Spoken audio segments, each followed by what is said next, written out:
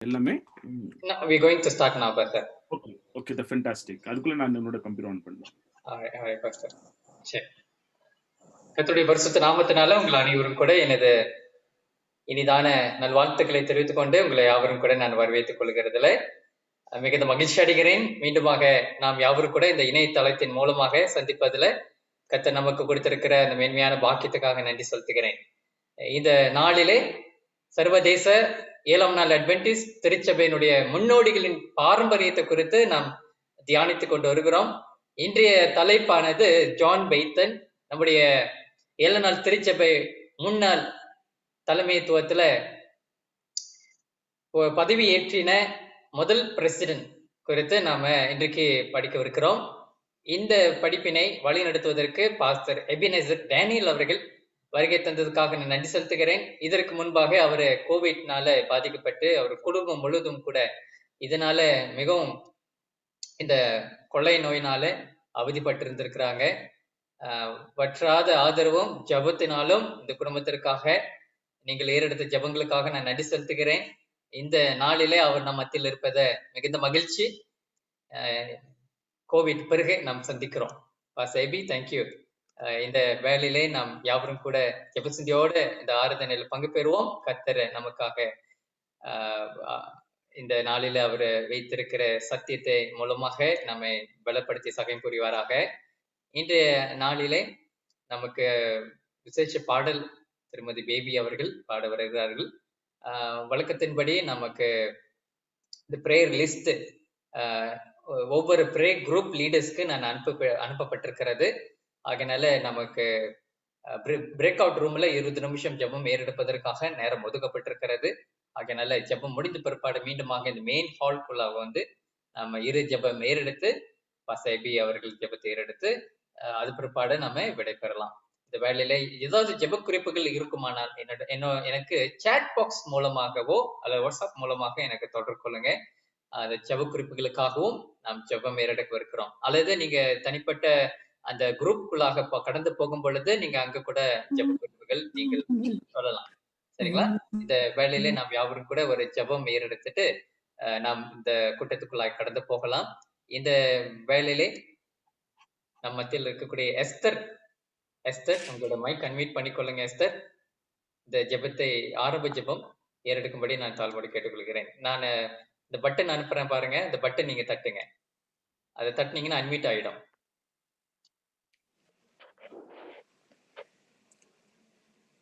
Esther unmute பண்ணுங்க.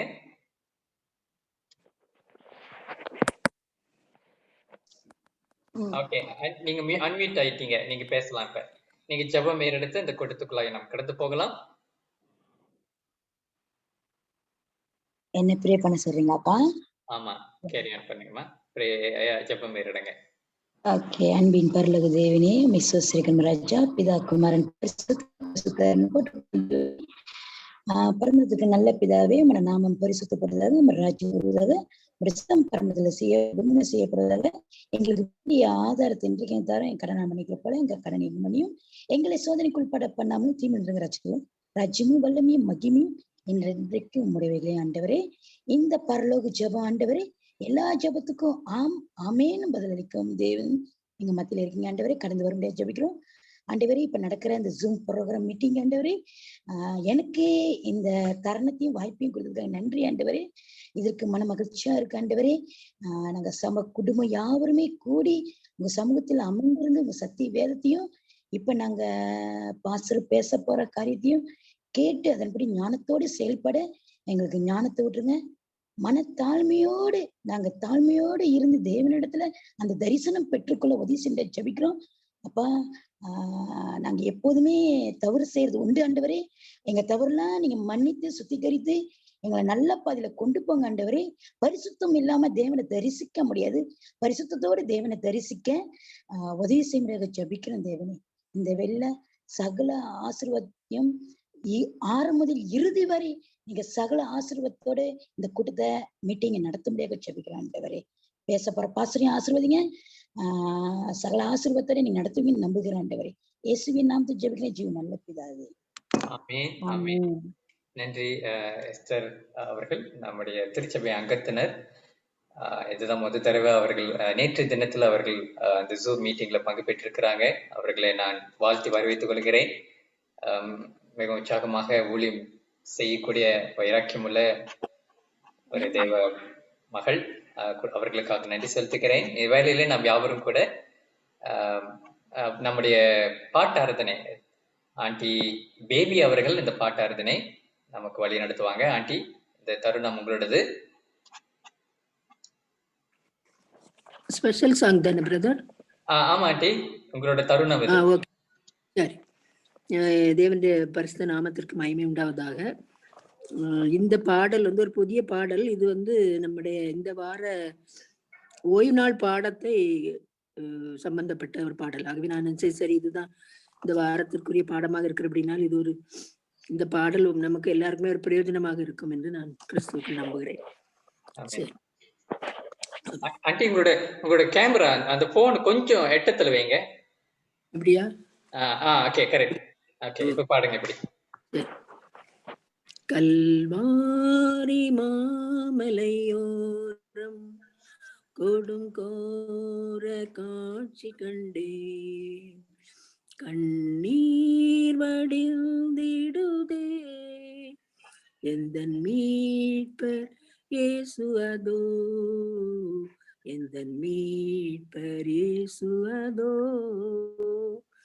கல்வாரி மாமலையோரம் கொடுங்கோர காட்சி கண்டேன், கண்ணீர் வடிந்திடுதே எந்தன் மீட்பர் இயேசு அதோ, எந்தன் மீட்பர் இயேசு அதோ. எருசலேமின் வீதிகளில் இரத்த வேர்வை கோலமிட, எருசலேமின் வீதிகளில் இரத்த வெள்ளம் கோலமிட, திருக்கோல நிந்தனையால் ஒரு குலைந்து சென்றனரே, ஒரு குலைந்து சென்றனரே. கல்வாரி மாமலையோரம் கோடும் கோர காட்சி கண்டேன், கண்ணீர் வடிந்திடுதே எந்தன் மீட்பர் இயேசு அதோ, எந்தன் மீட்பர் இயேசு அதோ. சிலுவை கந்தோதிலே சிதறும் தன் வேர்வையிலே, சிலுவை கந்தோளதிலே சிதறும் தன் வேர்வையிலே, சிறுமை அடைந்தவராய் நிந்தனை மிக சகித்தார், நிந்தனை நமக்காய் சகித்தார். கல்வாரி மாமலையோரம் கொடுங்கோர காட்சி கண்டேன், கண்ணீர் வடிந்திடுதே எந்தன் மீட்பர் இயேசு அதோ, எந்தன் மீட்பர் இயேசு அதோ, எந்தன் மீட்பர் இயேசு அதோ. ஆமென். அருமையான ஒரு பாடல். ஆண்டி பேபி அவர்களுக்கு திருச்சபை சார்பாக மனமார்ந்த நன்றி தெரிவித்துக் கொள்கிறேன். கல்வாரியின் காட்சி மாமலையிலே கிறிஸ்து இயேசு பெற்ற பாடுகளை குறித்து இந்த பாடல் மூலமாக மிகவும் அர்த்தமிக்க ஒரு பாடல், அருமையான ஒரு பாடலுக்காக கர்த்தரை நான் ஸ்தோத்திரிக்கிறேன். இந்த வேளையிலே கர்த்தருடைய நாமம் ஸ்தோத்திரிக்கப்படுவதாக. இவ்வேளையிலே அன்பானவர்களே, நாம் யாவரும் கூட ஜெபசிண்டியோட தேவ செய்தியை நாம கேட்கவிருக்கிறோம். இந்த வேளையிலே பாஸ்டர் எபினேசர் டேனியல் நம்மோட கூட இருப்பது மிகுந்த மகிழ்ச்சி. யுனைடெட் கிங்டம்ல போதகராக பணியாற்றி பல போதகர்களுக்கு அவர் சூப்பர்வைசிங் பாஸ்டராக இருந்து சபைகளிலே கண்காணிப்பாளராக இருப்பதை குறித்தும், சபைகளிலே அவர் ஊக்குவிப்பதோ பயிற்சி கொடுப்பதோ போதகமார்களுக்கு உடன் துணையாக ஊழியங்களே அவர் நடத்துகிறதிலும் மிகுந்த மகிழ்ச்சி. இன்றைய நாளிலே மீண்டுமாக நம் மத்தியில இந்த கோவிட்னால பாதிக்கப்பட்டு மீண்டும் தேறி வருவதில்லை, மிக இயல்பு நிலைக்கு அவர் திரும்பி இருக்கிறாரு. கர்த்தருடைய நாமத்துக்கு ஸ்தோத்திரம் உண்டாவதாக. இவ்வேளையிலே அவரும் அவர் குடும்பம் ஆரோக்கியமா சுகமாக இருப்பதை குறித்து கேள்விப்பட்டு கர்த்தருக்குள்ளாக நான் மேன்மை பாராட்டுறேன். இந்த வேளையிலே இந்த தருணம் போதகர் எபினேசர் டேனியல் அவர்கள் ஜான் பெய்த்தன் என்ற இந்த நம்முடைய திருச்சபையுடைய முன்னோடிகளை ஒருவராக இன்றைய நாளிலே நாம தியானிக்க இருக்கிறோம். இந்த தருணம் போதகர் எபினேசர் டேனியல் ஒரு இடத்துல ஒப்படைக்கிறேன்.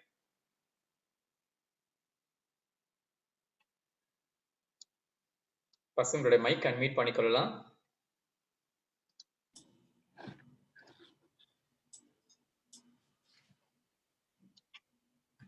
You are co-host now, sir. Thank you so much.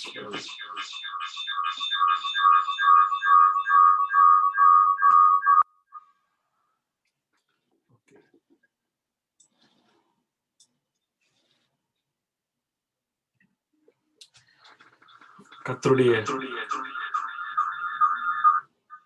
பரிசுத்த நாமத்துக்கு இப்ப கேக்குதா? உங்களுக்கு கேட்கல? இப்ப உங்களுக்கு இப்ப கேட்கல.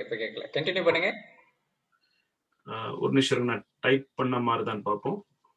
ஓகே, கேட்கல இப்ப உங்களுக்கு? இல்ல, கேட்கல. Okay, fantastic. கர்த்தருடைய பரிசுத்த நாமத்திற்கு ஸ்தோத்திரம் உண்டாவதாக. இந்த நாளிலும் அநேக வாரங்கள் மாதத்துக்கு பிறகு இந்த கூட்டங்களை கலந்து கொள்வதை குறித்து நான் மிகுந்த மகிழ்ச்சி அடைகிறேன். எங்களுக்காக நீங்க ரொம்ப ஊக்கமா ஜெபித்தீங்க, அதுக்காக நாங்க ஸ்தோத்திரிக்கிறோம். அடிக்கடி இப்ப பிரதர் எட்வர்ட் எங்களுக்கு சொல்லுவாங்க, நாங்க எல்லாம் ஜெபிக்கிறோம் உங்களுக்காக. மலேசியா திருச்சபை பாஸ்டர் எட்வினா நிறைய டெக்ஸ்ட் அமைச்சிருந்தாங்க. ஒவ்வொரு குடும்பத்துக்காக நாங்கள் நன்றியோடு ஸ்தோத்திரிக்கிறோம். தொடர்ந்து எங்களுக்காக ஜெபிங்க. என்னுடைய மனைவி பரிபூர்ணமான சுகமாகல, அவங்க பரிபூர்ண சுகம் அடையத்தக்கதாக நீ தொடர்ந்து ஜெபிக்க முடியாது உங்களிடத்துல அன்போடு கேட்டுக்கொள்கிறோம். ஜான் பைங்டன், அந்த பயணியரை குறித்து நம்ம இன்னைக்கு பார்க்க போறோம். அட்வென்டிஸ் பைனியர்ஸ் ஹிஸ்டரி, நம்முடைய முற்பிதாக்கள், திருச்சபையினுடைய பழம்பெரும் முற்பிதாக்கள், அவர்களுடைய வரலாறு, அந்த வரலாற்றிலிருந்து நாம் இந்த நாளிலே கற்றுக்கொள்ளக்கூடிய பாடங்கள் என்ன, அதுதான் நம்முடைய தலைப்பு. நம்ம போக்கஸா இருக்க போது அவருடைய பிரீஃப் ஹிஸ்டரி, அவருடைய ஒரு சின்ன வரலாறு, அவரை குறித்து ரொம்ப அதிகமா நேரத்தை அதுல செலவிட போறது இல்லை. நம்ம வரலாறு, அவர் தான் நம்முடைய உலகளாகிய அட்வென்ட் திருச்சபை, the world church general conference உடைய முதல் president, first president John Byington. அவர் ஒரு 8 வயதுல he was convicted, உணர்த்தப்பட்டார். தன்னுடைய வாழ்க்கையை ஆண்டவருக்கு ஒப்பு கொடுக்கணும்னு சொல்லிட்டு உணர்த்தப்பட்டார் 8 வயதுல. ஆனா அவர் 18 வயதுல தான் மனம் திரும்பினார். உணர்த்தப்பட்டும் தன்னுடைய வாழ்க்கையை முழுமையாக ஒப்பு கொடுத்தது 18 when he was 18 வயசுல. அவர் ஒரு மெத்தடிஸ்ட் திருச்சபையை சார்ந்தவர். அந்த மெத்தடிஸ்ட் திருச்சபையில இளம் வயது, வாலிப வயதில் தொடங்கி ஒரு வெரி ஆக்டிவ், ரொம்ப உற்சாகத்தோடு ஒரு லே பிரீச்சர் தொடர்ந்து அவர் பணியாற்றி கொண்டிருந்தார். கிராமங்கள் பல இடங்களுக்கு சென்று திருச்சபையினுடைய வசனங்களை, மெத்தடிஸ்ட் திருச்சபையின் வசனங்களை போதிக்கக்கூடிய ஒரு நல்ல வாலிப நபராக இருந்தார். ஆனா அன்பார்ச்சுனேட்லி அவர் என்ன ஆயிடுச்சுன்னா, 21 வயசுல அவருக்கு ஒரு சரீர சுகவீனம் ஏற்பட்டது. அது சரீர சுகவீனத்தை காட்டிலும் அது ஒரு விதமான மன அழுத்தத்துக்குள்ளாக அவர் கடந்து போனார். எழுதுறாங்க வரலாற்றாளர்கள், அவருக்கு டிப்ரெஷன், மன அழுத்தத்தினால பாதிக்கப்பட்டு அந்த லே பிரிச்சர்ஸ் வேலை காரியங்களை செய்யாம இருந்து கொஞ்ச நாள் இருந்தார். ஆனால் ஆண்டவருடைய பெரிய கிருபையினாலே அவர் சுகம் பெற்று மறுபடியுமாக விவசாயம், ஃபார்மிங், அப்புறம் பிரீச்சிங் 2 வேலையை தொடர்ந்து செய்ய அவர் ஆரம்பிச்சார். அவர் இந்த காலகட்டத்தான் வில்லியம் மில்லர் என்றவர் இயேசு கிறிஸ்துனுடைய 2ஆம் வருகை குறித்து பிரசங்கம் பண்ணிட்டு இருக்கிறார். அந்த பிரசங்களை இவர் கேள்விப்பட்டிருக்கு. மில்லரைட் மூவ்மெண்ட் வளர்ந்து கொண்டே இருக்கிறது, பல இடங்களில் டென்ட் மீட்டிங் நடக்கிறது, இதெல்லாம் இவர் கேள்விப்படுகிறார்.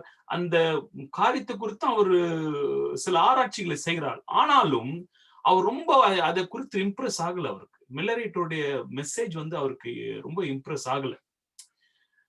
அநேக நாட்களுக்கு பிறகு, மாதங்களுக்கு பிறகு இந்த மில்லரைட் மூவ்மெண்ட் டிசப்பாயின்ட்மெண்டா நடந்து முடிஞ்ச காலத்துக்கு பிறகு நம்முடைய திருச்சபையினுடைய ஆரம்ப நாட்களில் எழுதக்கூடிய அந்த ரிவ்யூ ஹெரால்ட் பத்திரிகை, ஜேம்ஸ் ஒயிட் தான் அதனுடைய ஒரு பெரிய பின்பலமா இருந்து இந்த பத்திரிகையின் மூலமா தேவனுடைய சுவிசேஷம் பரவலன்னு சொல்லிட்டு ரொம்ப உற்சாகமா செய்திருந்தவர். அப்போ அந்த பத்திரிகையில வரக்கூடிய அந்த ஓய்வு நாளை குறித்த அந்த செய்திகளை அவர் வாசித்து அவர் ரொம்ப இம்ப்ரெஸ் ஆகி தன்னை வந்து இந்த சாபத் கீப்பிங், ஓய்வு நாளை கடைபிடிக்கணும்னு தீர்மானம் எடுத்தார் ஜான் பைங்டன். பிறகு ஒரு ஃபார் 3 years தொடர்ச்சியாக ஜேம்ஸ் ஒயிட்டும் எலன் ஒயிட்டும் வந்து இவருடைய வீட்டிற்கு வந்து பல காரியங்களை பேசியிருக்கிறாங்க. பேசின பிறகு ஜான் பைங்டன் தொடர்ச்சியாக தன்னுடைய வீட்டுல ஒவ்வொரு ஓய்வு நாளிலும் ஓய்வு நாள் ஆராதனை நடத்தினார். கிட்டத்தட்ட ஒரு 3 ஆண்டுகள் அவர் அப்படி நடத்தினார்னு சொல்லிட்டு வரலாறு கூறுகிறது.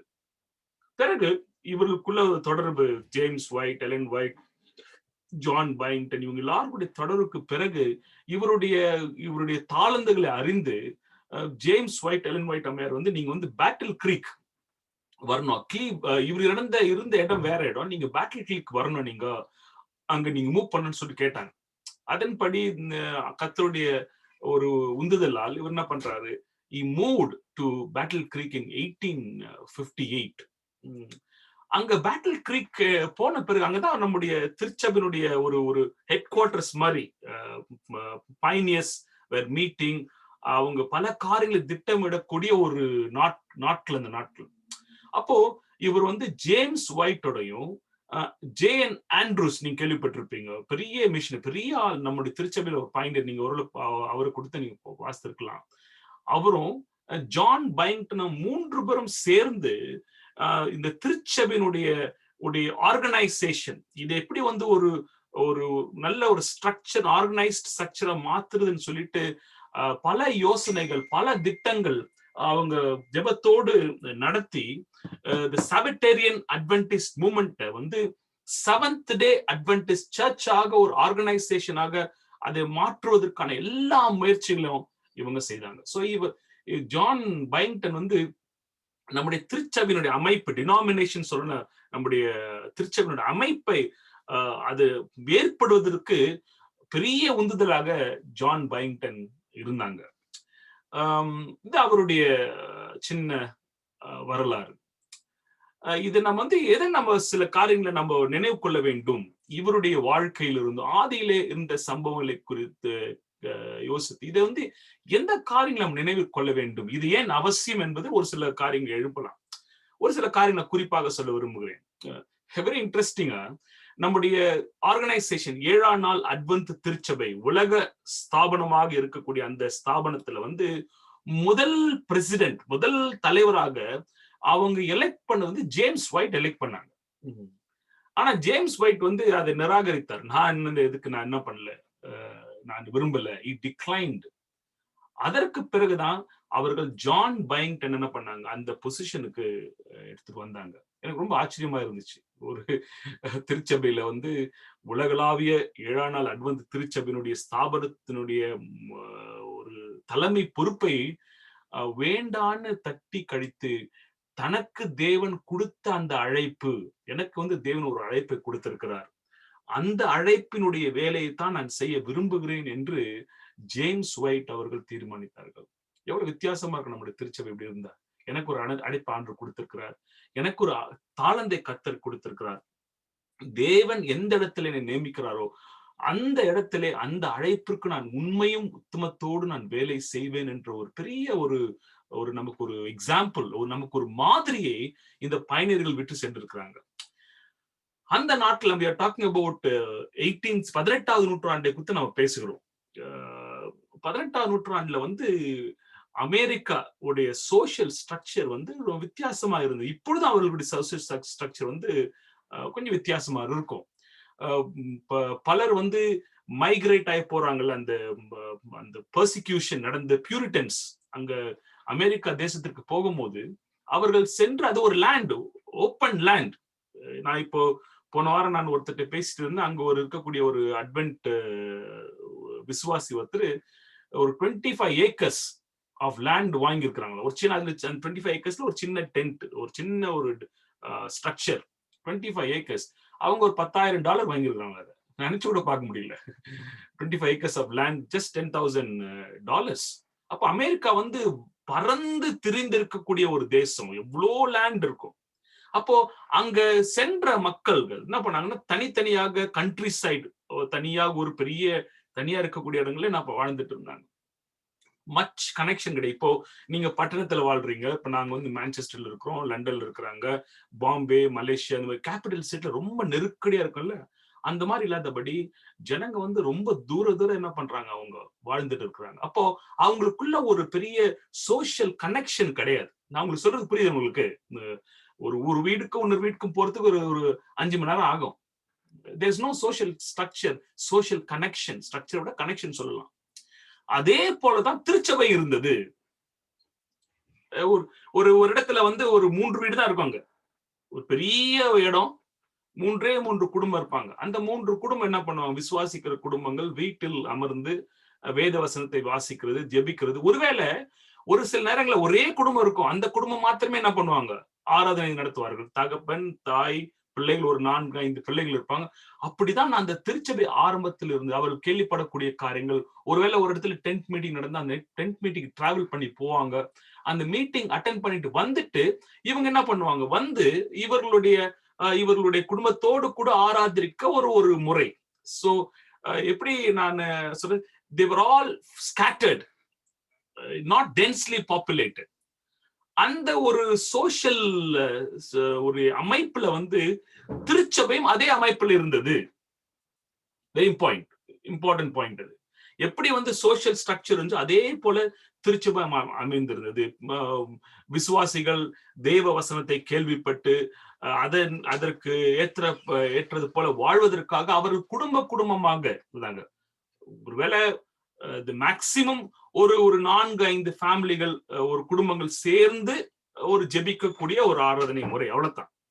இன்றைக்கு நாம் பார்க்கக்கூடிய அளவுக்கு அந்த ஸ்ட்ரக்சர் அந்த நாட்கள் இல்லை. அதுக்கு பல காரணங்கள் உண்டு. அது மாத்திரம் இல்லாதபடி இந்த மில்லரைட் மூமெண்ட் பிறகு இவர்கள் வந்து தேவனுடைய வருகைக்காக காத்திருக்கக்கூடிய இந்த அட்வென்ட் விசுவாசிகள், இவர்கள் வந்து அவர்களுடைய திருச்சபையிலிருந்து வெளியே வந்திருக்கிறாங்க, மெத்தடிஸ்டிலிருந்து வெளியே வந்திருக்கிறாங்க, மற்ற ஒவ்வொரு திருச்சபையிலும் வெளியே வந்தவர்கள் திருச்சபையினுடைய ஆர்கனைசேஷன்.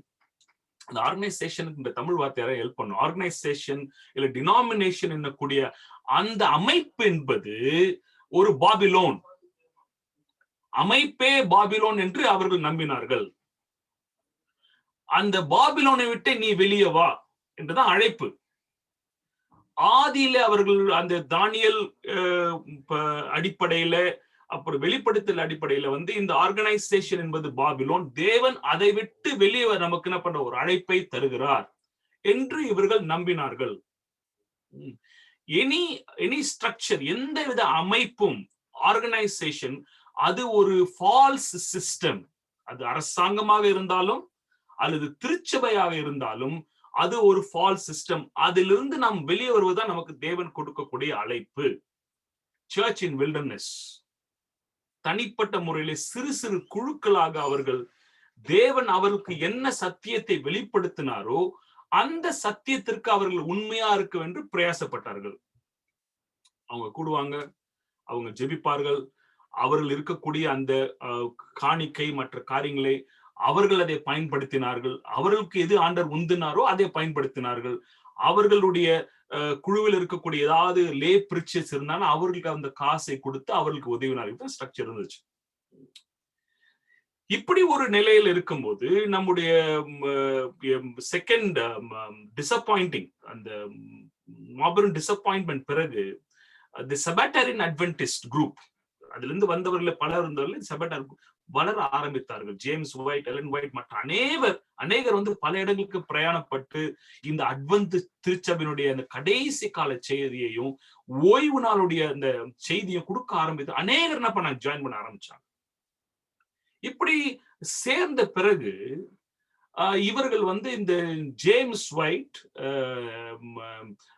ஜே.என். ஆண்ட்ரூஸ், ஜான் பைங்டன் போல வந்து நம்முடைய திருச்சபையை வந்து நம்ம ஒரு ஆர்கனைஸ்டா ஒரு அமைப்பாக மாற்ற வேண்டியது ரொம்ப அவசியமா இருக்குது. நம்முடைய வேலை வளர்கிறது, விசுவாசிகள் அநேகர் சேர்கிறார்கள், இதை அமைப்பாக மாற்ற வேண்டியது அவசியமாக இருக்குது. பல இடங்களிலே ஸ்கேட்டரா இருக்கக்கூடிய, பல இடங்களில் இருக்கக்கூடிய அந்த திருச்சபை விசுவாசிகள், சத்தியத்தை ஏற்றுக்கொண்ட எல்லா விசுவாசிகளையும் ஒரு திருச்சபையாக நாம் ஒன்று சேர்க்க வேண்டும். அதன் முக்கியத்தை இவர்கள் வலியுறுத்தினார்கள். அது ஒரு பெரிய கான்ட்ரிபியூஷன். ஜான் பைங்டன் நம்முடைய திருச்சபைக்கு செய்த ஒரு பெரிய கான்ட்ரிபியூஷன். அப்போ அவர்களுக்கு முன்பாக இருந்தக்கூடிய ஒரு 3 ஆப்ஷன்ஸ். எப்படி போலாம் நம்ம? ஐராக்கியல் ஸ்ட்ரக்சர். ஐராக்கியல் மேல இருக்கக்கூடிய ஒரு அதிகாரி, ஆட்டோகிராட்டிக், ஒரு தலைவர். அவர் சொல்வதை எல்லாரும் கேட்க வேண்டும். அது ஒரு ஆப்ஷன். ஒரு ஆள் இருக்கிறாங்க. இல்லைன்னா ரெப்ரசன்டேட்டிவ். ரெப்ரசன்டேட்டிவ் என்றது ஒவ்வொரு குழுக்கள், சிறு சிறு குழு இருக்கிறாங்களா அங்கங்க அமெரிக்காவை இருக்க பல மாகாணங்கள் இருக்கக்கூடிய சிறு சிறு திருச்சபை குழுக்கள், அவர்களிடத்திலிருந்து எல்லாம் ரெப்ரசன்டேட்டிவ் வந்து அந்த ரெப்ரசன்டேட்டிவ், அந்த திருச்சபையை ரெப்ரசன்ட் பண்ணக்கூடியவர்கள் அனைவரும் சேர்ந்து அவர்கள் முடிவெடுக்கக்கூடிய ஒரு அமைப்பாக நாம் மாற்ற வேண்டும். அது ஒரு ஆப்ஷன். அல்லது எல்லா குழுக்களும், சிறு சிறு திருச்சபைகள், சிறு குழுக்கள் எல்லாம் அவங்க தனியா இண்டிபெண்டன்டா இருக்கட்டும், நம்ம எந்த அமைப்பும் ஏற்படுத்த வேணாம் என்ற ஒரு 3 அவர்களுக்கு முன்பாக இருந்த ஒரு ஆப்ஷன். அதுல வந்து இவர்கள் ஜெபத்தோடு அவர்கள் யோசித்த காரியம் வந்து ரெப்ரசன்டேட்டிவ். ஐராக்கியா இருக்கக்கூடாது, நாமளே ஒருத்தர் செலக்ட் பண்ணி அவரை லீடரா சொல்லக்கூடாது. நம்ம ரெப்ரசன்டேட்டிவா இருக்கணும். ஒவ்வொரு திருச்சபையிலிருந்து வரக்கூடியவர்கள் ரெப்ரசன்டேட்டிவ், அவர்கள் வந்து சேர்ந்து நம்முடைய திருச்சபையை நடத்த வேண்டும், அவர்கள் சேர்ந்து ஒரு குழுவாக அமைய வேண்டும் என்பது அவர்களுடைய திட்டமாக இருந்தது. அந்த ரெப்ரசன்டேட்டிவ் அவர்கள் தலைவர் தேர்ந்தெடுக்கக்கூடிய ஒரு அமைப்பு. இதனுடைய அவுட்கம் என்ன? இதுல இருந்து வரக்கூடிய பலன் என்ன? ஒருவேளை வந்து ஐரார்கியல் ஒரு சிஸ்டம் இருந்தா, ஒரே ஒரு தலைவர் அவர் தான் வந்து நம்ம தேர்ந்தெடுக்கிறோம், அவர் சொல்வது எல்லாம் செய்யணும் நம்மன்றப்போ இட் இஸ் an oppression.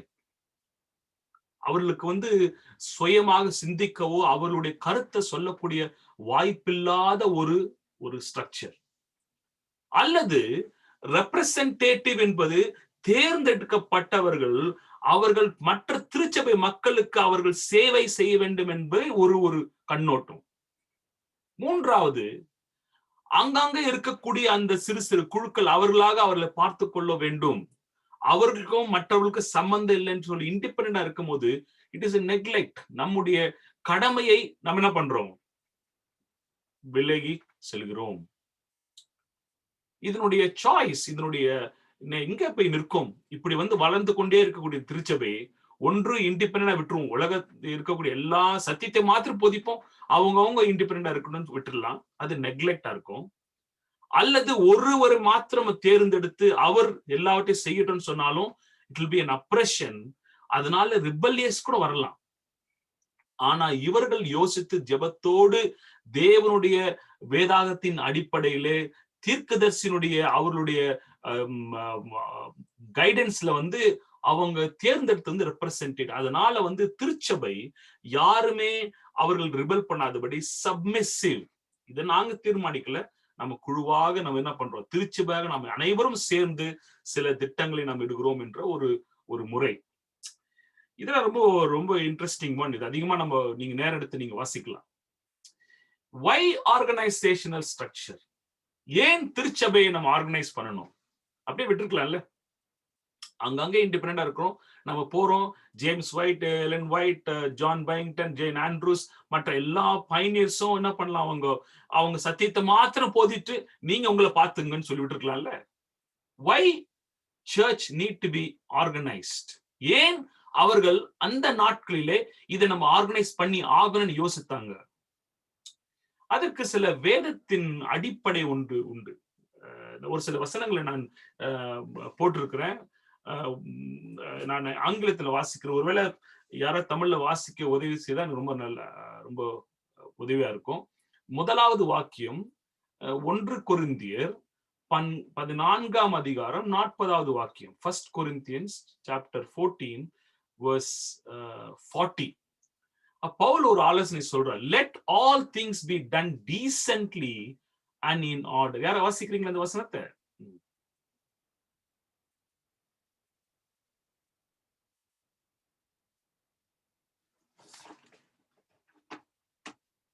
1 கொரிந்தியர் 14ஆம் அதிகாரம் 40வது வாக்கியம். சகலமும் நல் ஒழுக்கமாயும் கிரமமாயும் செய்யப்பட கடவது. பாருங்களேன், சகலமும் ஒழுக்கமாக செய்ய வேண்டியது நமக்கு வேதம் போதித்த ஒரு ஆலோசனை மாதிரி, அதாவது கட்டளை. All should be done decently and in order. நம்முடைய வேதம் போதி. இதெல்லாம் வாசித்த இந்த பைனியர்ஸ் இதனுடைய முக்கியத்துவத்தை அறிந்து கொண்டார்கள். இன்னொரு வாக்கியம் நீங்க வாசித்தீங்கன்னா 1 கொரிந்தியர் அதே 14ஆம் அதிகாரத்துல 33வது வசனம் சொல்றாரு. For God is not the author of confusion but of peace as in all the churches of the saints. இவரெல்ல நம்ம அப்படியே இண்டிபெண்டா விட்டுருவீங்களா, எல்லாம் அவங்க நீங்க பாத்துங்க, நீங்க செய்துங்க. God cannot be an author of confusion but he is of peace and unity. 33வது வசனம் வாசிக்கிறீங்களா யாராச்சும் குயிக்கா? தேவன் கலகத்திற்கு தேவனாய் இராமல் சமாதானத்திற்கு தேவனாய் இருக்கிறார். பரிசுத்தவான்களுடைய சபைகள் எல்லாவற்றிலேயும் அப்படியே இருக்கிறது. பாருங்களேன், நமக்கு என்ன ஆலோசனை கொடுத்திருக்காங்க பாருங்க. there should not be any confusion. சமாதானம் இருக்கக்கூடிய அமைப்பாக இருக்க வேண்டும். 3வது வசனம் ஆபக்கூக் 2ஆம் அதிகாரம் 2ஆம் வாக்கியத்துல ஆபக்கூக் 2:2 then the Lord answered me. தீர்க்கதரிசிக்கு வெளிப்படுத்தக்கூடிய காரியம். said write the vision. அந்த விஷனை எழுது நீ and make it plain on tablets. அது எழுதி வை நீ, that he may run who reads it. ரொம்ப ரொம்ப பியூட்டிஃபுல் verse it is. அப்போ தீர்க்கதரிசிக்கு ஆண்டவர் கொடுக்கக்கூடிய ஒரு ஆலோசனை என்னன்னா, நான் சொல்வதை நீ என்ன பண்ணு, எழுது. அதை எதில் எழுதுனா டேப்லெட் எழுது. டேப்லெட் அது நித்தியமாக இருக்க வேண்டும். உனக்கு பிறகு வரக்கூடிய சந்ததியும் அதை அவர்கள் கடைபிடிக்க வேண்டும். அப்போ ஒரு அவசியத்தை அவர்கள் பார்க்கிறார்கள்.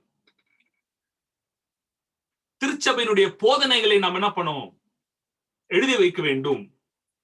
திருச்சபையை நடத்த வேண்டிய விதிமுறைகளை எழுதி வைக்க வேண்டும். அது ஒரு ஒழுங்காக இருக்க வேண்டும். எல்லா திருச்சபைகளும் அதை கடைபிடிக்க வேண்டும். அந்த அமைப்பினுடைய அவசியத்தை இவர்கள் வேதத்தின் அடிப்படையில் அவர்கள் புரிந்து கொண்டார்கள். இன்றைக்கு நம்ம திரும்பி பார்த்து பல குறைகளை கூறலாம். இண்டிபெண்டன்ட் நல்லா இருந்திருக்குமே, பல திருச்சபையில் இருக்கிறாங்க, அவங்களுக்கு ஒரு டிஃப்ரெண்ட் ஸ்ட்ரக்சர்ஸ் இருக்குது. காங்கிரிகேஷனல் சர்ச்சஸ்னு ஒரு ஸ்ட்ரக்சர் இருக்குது. இப்ப அசம்பிளி ஆஃப் காட்ன்றது ஒரு ஸ்ட்ரக்சர் இருக்குது. அவங்களுக்கு ஒரு திருச்சபைக்கும் அசம்பிளி ஆஃப் காட் திருச்சபைக்கும் இன்னொரு திருச்சபைக்கும் அவங்களுக்கு ஆர்கனைசேஷனல் கனெக்ஷன் கிடையாது. அவங்க இண்டிபெண்டன்ட். ஆனா நம்முடைய திருச்சபை அமைப்பு அப்படி இல்லை. என்று சொன்னால் நம்முடைய பைனியர்ஸ் இது ஒரு ஆர்கனைசேஷனல் ஸ்ட்ரக்சரா இருக்குன்ற அவசியத்தை அவர்கள் வேதத்திலிருந்து உணர்ந்து கொண்டார்கள். நீங்க இன்னொரு மிக முக்கியமான வசனம், நீங்க 1 தீமோத்தேயு 1ஆம் அதிகார முழு அந்த புத்தகத்தை நீங்க வாசித்தீங்கன்னா பல ஆழமான உண்மைகள் நம்ம புரிந்து கொள்வோம். நம்ம ஏன் திருச்சபையினுடைய அமைப்பு அவசியம், அதனுடைய இன்ஸ்ட்ரக்ஷன் நமக்கு எங்கிருந்து வந்துச்சுன்னா அது ஆண்டவரிடத்துல வந்துச்சு. ஆல்தோ பாருங்க 1 தீமோத்தேயு 3ஆம் அதிகாரம் 14ஆம் வசனம் 15ஆம் வசனம் குறித்துக் கொள்ளுங்க. Although I hope to come to you soon, Paul எழுதுற தீமோத்தேயுக்கு சீக்கிரம் வர விரும்புறேன். but I am running with these instructions so that if I am delayed, நான் வருவது தாமதமாக இருந்தால் நீ எழுதிக்கொள். you will know how people ought to conduct himself in the household. தேவனுடைய திருச்சபையிலே தேவனுடைய விசுவாசிகள் எப்படி நடக்க வேண்டும், நடந்து கொள்ள வேண்டும் என்ற இன்ஸ்ட்ரக்ஷன் அவனுக்கு கொடுக்கிறேன். நீங்க என்ன சொல்றது, நான் செய்யறதுக்கு எனக்கு விருப்பமானதை நான் செய்வேன். ஆனால் வேதம் அப்படி போதிக்கவில்லை. பவுல் சொல், நான் உங்களுக்கு எழுதுகிறேன், தேவனுடைய திருச்சபையிலே தேவ பிள்ளைகள் எப்படி நடந்து கொள்ள வேண்டும் என்பதை நான் உனக்கு எழுதி தருகிறேன். which is a church of living God, the pillar and the foundation of the truth. ஒரு அமைப்பு, ஒரு தலைமை, எல்லோரும் சேர்ந்து முடிவெடுக்கக்கூடிய ஒரு ஒரு ஒரு நிலை, திருச்சபையினுடைய போதனைகளை நாம் அனைவரும் சேர்ந்து படித்து அதை ஒப்புக்கொள்ளக்கூடிய ஒரு ஒரு ஒரு சூழ்நிலை. இந்த திருச்சபைகள் எப்படி அவர்களை நடத்த வேண்டும், திருச்சபை விசுவாசிகள் அவர்களுடைய திருச்சபையில் எப்படி நடந்து கொள்ள வேண்டும், அனைத்துக்கும் ஒரு அமைப்பு அவசியம் என்பதை இவர்கள் வேதத்திலிருந்து புரிந்து கொண்டார்கள். வேதாகமத்துல நல்ல உதாரணங்கள் இருக்குது நமக்கு. நீங்க அப்போஸ்தலர் நடபடிகள் 20ஆம் அதிகாரம் 28ஆம் வசனத்தை நீங்க வாசித்து பாருங்களேன். நீங்க 20, 28 மறுபடியும் அப்போஸ்தலர்கள் திருச்சபை தலைவர்களுக்கு அவர்கள் கொடுத்த ஒரு ஆலோசனை, bishops, மூப்பர்களுக்கு. Therefore take heed to yourself to all the flock among which the Holy Spirit made you overseers. ஒவ்வொரு திருச்சபை குழுக்களுக்கும் அவர்கள் ஒரு ஓவர்சியர், ஒரு மூப்பர், கண்காணிப்புடையவர்கள் ஏற்படுத்த வேண்டும். To be shepherd the church of God which purchased with his own blood. தேவன் தன்னுடைய சொந்த ரத்தத்தினாலே மீட்டெடுத்த இந்த திருச்சபைக்கு, ஒவ்வொரு திருச்சபைக்கும் நீ ஒரு மேற்பார்வையாளரை ஏற்படுத்த வேண்டும் என்ற ஆலோசனை நமக்கு வேதாகமத்தில் இருந்து வருகிறது. நம்முடைய கண்ணோட்டம் மாறிடுச்சு. அதுக்கு நான் சில காரணங்கள் வரப்போறேன் குயிக்கா. நம்முடைய கண்ணோட்டம் மாறி, ஏன் அவரு மூப்பர் நாங்க போதிக்கிறது, பாஸ்டர் என்ன சொல்ற எனக்கு தெரியாத, நான் பைபிள் வாசிக்கிறேன் எனக்கு புரியாதா, எனக்குடைய பல கண்ணோட்டங்கள் மனிதனத்துல மாறிவிட்டது. ஆனால் ஆதியிலிருந்து நமக்கு வேதத்திலிருந்து போதிக்கப்பட்ட சில காரியங்கள், அதன் அடிப்படையிலே ஆதி திருச்சபை தலைவர்கள் அவர்கள் அமைத்த அமைப்பு எல்லாம் வேதாகமத்தின் அடிப்படையில் உள்ளது. இன்னொரு எக்ஸாம்பிள், அப்போஸ்தலர் நடபடிகள் 15ஆம் அதிகாரம் 6ஆம் வசனம். ஒரு திருச்சபையில், ஆதி திருச்சபையில ஒரு சிறு பிரச்சனை ஏற்பட்ட போது, அந்த விருத்த சேதனத்தை குறித்து ஒரு பிரச்சனை ஏற்பட்ட போது, திருச்சபையினுடைய அனைத்து இடங்களில் இருக்கக்கூடிய தலைவர்கள் எருசலேமுக்கு திரும்பி வந்தார்கள். அவர்கள் அனைவரும் கூடி ஜெபித்து பரிசுத்த ஆவியின் துணையை கொண்டு அந்த பிரச்சனைகளை அவர்கள் தீர்த்தார்கள். Now the apostles and elders came together to consider this matter. They met in Jerusalem. வேத வரலாறு படி it was a first council, Jerusalem council. சுயமாக ஆங்காங்கே இருக்கக்கூடிய திருச்சபைகள் அவர்கள் தீர்மானங்களை எடுக்கல. அந்த திருச்சபையில போதிக்கக்கூடிய ஒரு போதகரோ ஒரு மூப்பரோ அவருடைய கருத்தை கொண்டு அவர்கள் தீர்மானிக்கவில்லை.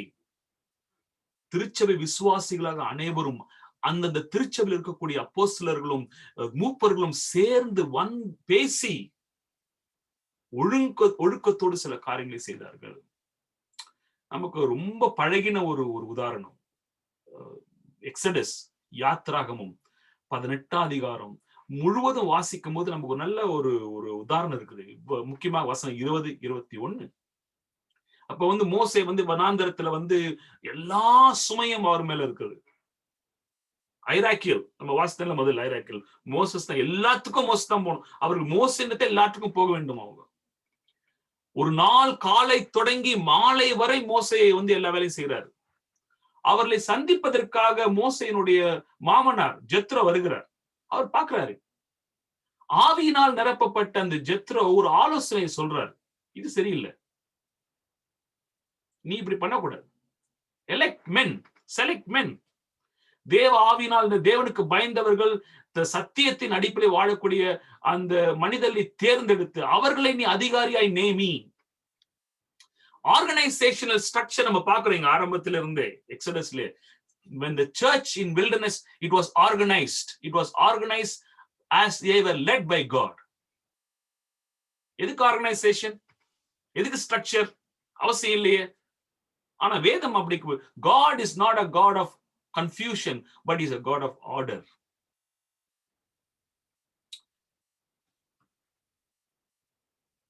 Is church organization still relevant?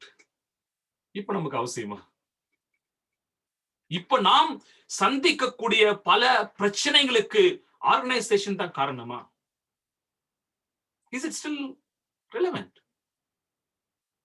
இன்றைக்கு ஒரு சில ஸ்டாட்டிஸ்டிக், குளோபல் ஸ்டாட்டிஸ்டிக்ஸ், ஸ்பெஷலி இந்த வெஸ்டர்ன் வேர்ல்ட், இந்த நார்த் அமெரிக்காலையும் இந்த யூரோப்லயும் நாங்கள் பார்க்கக்கூடிய காரியங்கள் பயத்தை ஏற்படுத்துகிறது. எனக்கு இந்தியாலையும் மற்ற இடங்களுக்கு தெரியல. எனக்கு உலக திருச்சபை உடைய ஸ்டாட்டிஸ்டிக்ஸ் பாத்தீங்கன்னா சாபத் ஸ்கூல் ஹஸ் டிக்ளைன்ட். யாருமே வர்றதில்லை சாபத் ஸ்கூல். யாருமே சாபத் ஸ்கூல் சூப்பரிண்டெண்டன்ட் யாரா ஒரு ஆளை தேடி கண்டுபிடிக்கிறதுக்குள்ள நம்ம அவ்வளவு பெரிய பிரயாசமா இருக்கு நமக்கு. ஓய்வு நாள் பள்ளிக்கு யாரும் வர்றது, ஓய்வு நாள் பள்ளி பாடத்தை வாசிக்கிறது இல்லை. டிக்ளைனிங். நம்முடைய உலக திருச்சபையுடைய ஸ்ட்ரக்சர், ஆர்கனைசேஷன் ஸ்ட்ரக்சர்ல நம்ம பார்க்கும்போது பிள்ளைகள், வாலிபர்களுடைய திருச்சபை அட்டெண்டன்ஸ் டிக்ளைனிங், சரிந்து கொண்டே போகிறது. ஒரு சில திருச்சபையில் குழந்தைங்களே இல்ல, வாலிபர்களும் கிடையாது திருச்சபையில். Decline in their return to church. விசுவாசிகள் அவர்களுடைய திருச்சபைக்கோ, அவர்களுடைய கான்ஃபரன்ஸ்க்கோ, அவர்களுடைய செஷனுக்கோ அந்த டைத் ரிட்டர்னிங் டிக்ளைனிங். அட்லீஸ்ட் என்னுடைய கான்ஃபரன்ஸ்க்கு எக்ஸாம்பிள் கொடுக்கலாம். எங்களுடைய கான்ஃபரன்ஸ்ல இருக்கக்கூடிய மெம்பர்ஷிப்ல ஒன்லி 40% ரிட்டர்ன் டைத். ஒரு 1000 பேர் இருக்கிறாங்கன்னா 40% மாத்திரமே திருச்சபைக்கு டைத் கொடுக்குறாங்க. மற்றவங்களாம் அவங்க அந்த டைத்தை அவங்களே யூஸ் பண்ணிக்கிறாங்க. அவங்க என்ன செய்ய நினைக்கிறோம் செய்துறாங்க. நாங்க இண்டிபெண்டன்ட் சப்போர்ட் பண்றோம் அதெல்லாம் சொல்லி என்ன பண்றாங்க கொடுத்துறாங்க. திருச்சபை பாபிலோன். நான் நான் ரொம்ப வருத்தப்பட்டேன் என்னுடைய கான்ஃபரன்ஸ் கொடுத்து. நான் ஒருத்தர் பேசிட்டு இருக்கும் போது அமெரிக்கால இருக்க கான்ஃபரன்ஸ் 30% தான் டைத்.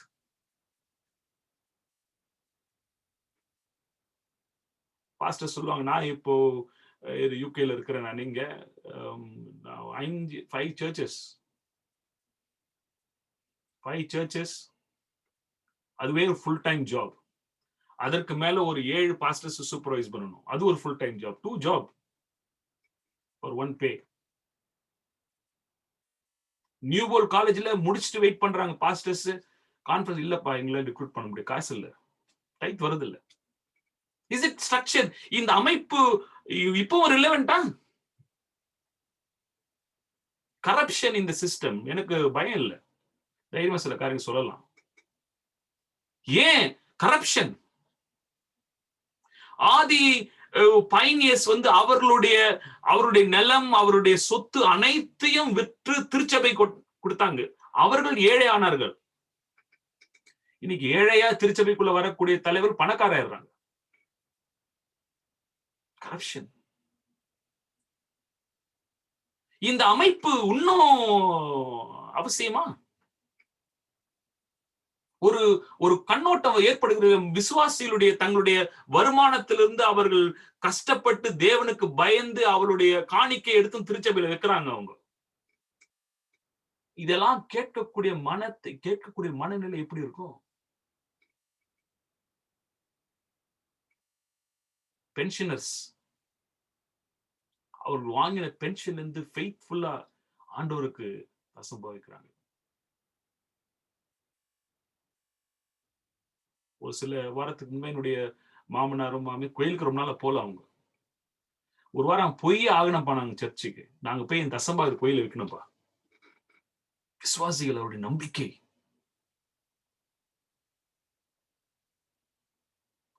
growing independent group, சுயாதீன ஊழியம் அப்படி வளர்ச்சி பெற்றுக் கொண்டிருக்கிறது. காணிக்கை கொடுக்க மாட்டாங்க கோயிலுக்கு. இண்டிபெண்டன்ட் குரூப் கொடுத்துருவாங்க. ஏன்னா இந்த அமைப்பின் மேல் நம்பிக்கை இழந்துட்டாங்க, இழந்து கொண்டே வருகிறார்கள். நம்முடைய திருச்சபை ஸ்தாபனத்தை சார்ந்து இருக்கக்கூடிய institutions, hospitals, schools, colleges, press எல்லாம் ரன்னிங் இன் லாஸ். பல இடங்கள்ல, அநேக இடங்கள்ல மூட வேண்டிய நிலைமை ஏற்பட்டிருக்கிறது. ஸ்தாபனம், உலகளாவிய திருச்சபையினுடைய அமைப்பு இன்னும் அவசியமா? ஒரு கேள்வி மனதில் எழும்புகிறது.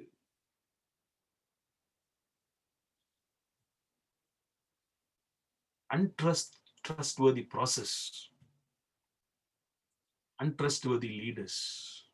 இது புதுசா? அது நீங்கள் வரலாறு முழுது திரும்பி பாருங்களேன், தேவனுடைய திருச்சபை திரும்பி பாருங்க. இயேசு கிறிஸ்து இந்த பூமிக்கு வந்த நாட்கள் எப்படி இருந்துச்சு? ஆனால் அவர் எங்கே சென்றார்? அவர் அதே ஆலயத்துக்கு சென்றார். பாருங்களேன், சோர் விட்டு இருக்கக்கூடிய நம்முடைய நிலைமையில நமக்கு ஆண்டவர் வேதத்திலிருந்தும் தீர்க்க தரிசன வார்த்தையிலிருந்து பெரிய நம்பிக்கை கொடுத்திருக்கிற ஆண்டவர். ரொம்ப அருமையான powerful sentence by Ellen White, Acts of Apostles page 9 சொல்றாங்க, the church is God's appointed agents. தேவன் இதை நியமித்திருக்கிறார் for the salvation of men. It was organized for service and his mission. இது மனிதனால் ஏற்படுத்தின ஒரு சிஸ்டம் இல்ல. யாரோ 2-3 பேர் யோசிச்சு அந்த காலத்துல நாங்கெல்லாம் சேர்ந்து எல்லாம் இருக்க போறோம், அப்படி இல்லை. இது தேவனால் கைட் பண்ணப்பட்டு தேவனுடைய சித்தத்தின்படி நியமிக்கப்பட்ட திருச்சபை. Men will fail, but God's church will not fail.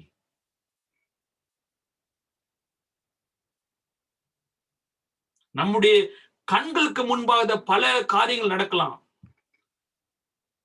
ஆனால் this is still the church of God. என்னுடைய திருச்சபையில் இருக்கிறாங்க, எனக்கு தெரியும் 40% தான் கொடுக்குறாங்க. ஆனால் அவர்களுக்கு குடும்பங்களில பிரச்சனைகள், திருமண வாழ்க்கையில பிரச்சனைகள், அவர்கள் குடும்பத்தில் இழப்பு, அதற்கெல்லாம் யாரை கூப்பிடுறாங்க? பாஸ்டர் தான் கூப்பிடுறாங்க.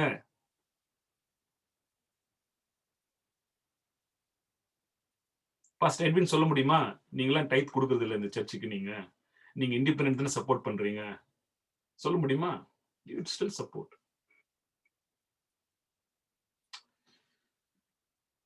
பாருங்களேன், நமக்கு ஒரு ப்ராமிஸ். இந்த ஆர்கனைசேஷன், இந்த அமைப்பை ஏற்படுத்துவதற்காக கான்ட்ரிபியூட் பண்ண ஜான் பைங்டன் போல ஆட்கள் சாதாரணமா அவர்கள் சில காரியங்களை செய்யல. தேவ ஆவியினால் நிரப்பப்பட்டவர்களாக தேவன் அவர்கள் வழிநடத்தினால் இதை செய்தாங்க. எழுதுறாங்க பாருங்க, selected message volume 2 page 380. may appear the church appear about to fall.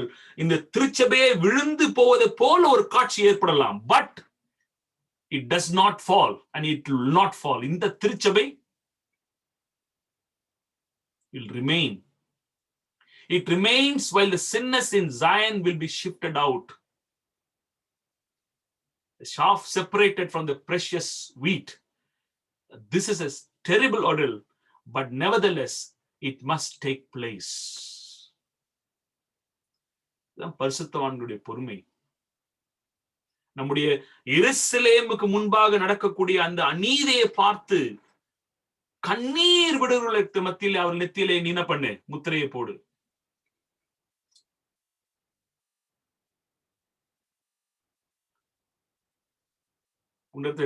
Satan will cast all the reproach possible upon the chosen ones, whom he cannot deceive or delude with his satanic inventions and falsehood. But the Christ, our representative head, close to his heart, withdrawn his hand and false to promise. ஆண்டவர் திருச்சபை விட்டுட்டாருப்பா, இனி இந்த திருச்சபை Babylon ஆயிடுச்சு, அப்படிலாம் ஒரு பேச்சு வரும். பட் ஆனால் இந்த திருச்சபை, இந்த மீதமான திருச்சபை இயேசு கிறிஸ்துவின் இருதயத்துக்கு நெருக்கமான ஒரு காரியம். கடைசி வசனம், மத்தேயு எழுதின சுவிசேஷம் 16 அதிகாரம் 18 வாக்கியம். And I also say unto you that you, Peter, on this rock I will build my church. The gates of Hades shall not prevail against it. இன்னும் அருமையான ஒரு ப்ராமிஸ். யார் தமிழ் வாசிங்களா வசனத்தை? மத்தேயு எழுதின சுவிசேஷம் 16 அதிகாரம் 18 வாக்கியம்.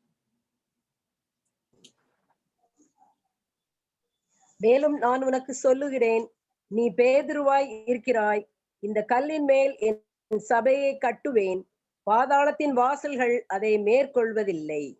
பாதாளத்தின் வாசல்கள் அதை மேற்கொள்வதில்லை. இந்த கல்லின் மேல் என் திருச்சபை, கிறிஸ்துவாகிய என் மேல் இந்த திருச்சபை நான் கட்டுகிறேன். நம்முடைய திருச்சபையிலே நடக்கக்கூடிய பல காரியங்கள் சோர்வை ஏற்படுத்தும், நம்பிக்கை இழக்க செய்யும். ஆனால் ஒன்றை நீங்களும் நானும் மறந்துவிடக்கூடாது. என்னன்னா, இது தேவனுடைய திருச்சபை, கிறிஸ்துவின் மேல் கட்டப்பட்ட திருச்சபை. பாதாளத்தின் திறவுகோல் இதிலை மேற்கொள்வதில்லை. மனிதர்கள் நாங்க we can fail, but the church of God will not fail. ஒவ்வொரு விசுவாசியினுடைய அவருடைய விசுவாசத்தினை கொண்டு அவருடைய உண்மையான அவருடைய பங்கை தேவன் ரெக்கார்ட் பண்றார். உங்களுடைய தசமாக, உங்களுடைய காணிக்கை, உங்களுடைய நேரம், உங்களுடைய தாளந்துகளை நீங்கள் யாரை குறித்தும் நீங்க பார்க்காம திருச்சபை கொடுக்குறீங்கல்ல, அதனுடைய வளர்ச்சி கொடுக்குறீங்களே, நீங்க அதை ஆண்டவர் ரெக்கார்ட் பண்றார். அவர் அதற்கு பலனை அவருக்கு தருவார். நம்மை சுற்றி நடக்கக்கூடிய காரியங்களை பார்த்துவிட்டு ஏன் ஸ்தாபனம் யோசிக்கலாம். ஆனால் John Byington, J N Andrews, James White and பலர் தேவனால் வழிநடத்த நிமித்தமாக இதை ஸ்தாபித்தார்கள். இது உங்களுடைய திருச்சபை, இது என்னுடைய திருச்சபை.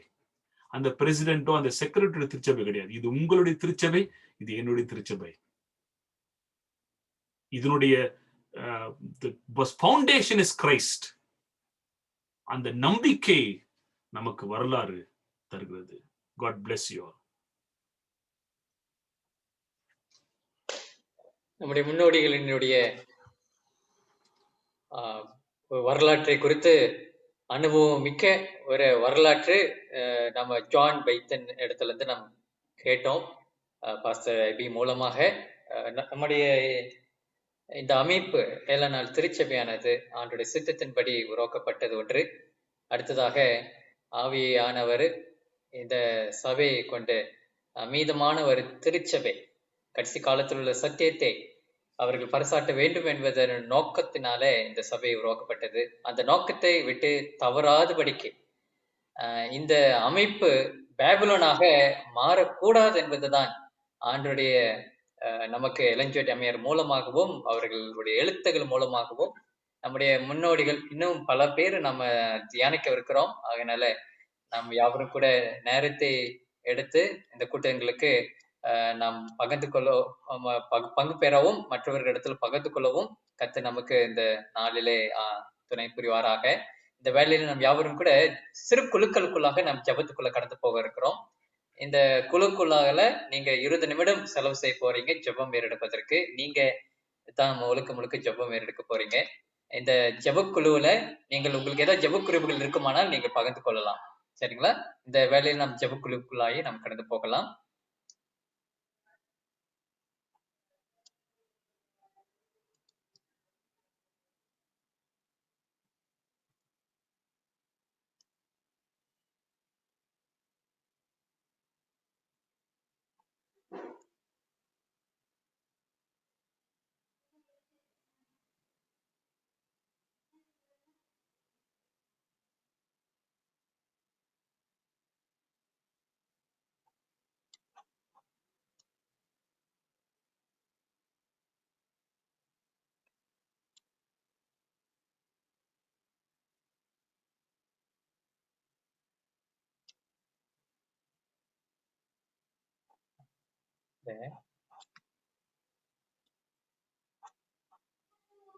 சந்தித்து அற்புதமாக வழி நடத்தி எந்த ஒரு தீங்கும் அணுகாதபடி இந்நாள் மட்டும் எங்கள் ஒவ்வொருவரையும் காத்து கொண்டு வந்தமைக்காக உமக்கு கொடா கொடி நன்றிகளை ஏறெடுக்கின்றோம்.